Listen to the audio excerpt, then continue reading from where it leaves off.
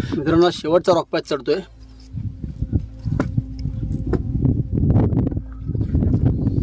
गडाची रचना पाहता या किल्ल्याचा उपयोग टेहाळणी, बुरुज किंवा शस्त्रागार म्हणून केला जात असावा.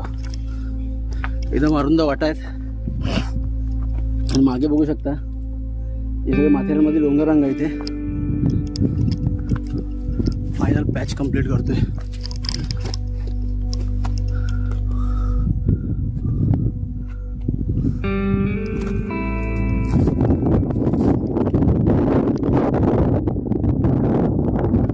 काय मित्रांनो, एक पाहू शकता मागे सूर्य आहे तो मावळतीला चालला आहे आणि पूर्णपणे चंदेरीची सावली खाली तिथे समोर पडलेली आहे.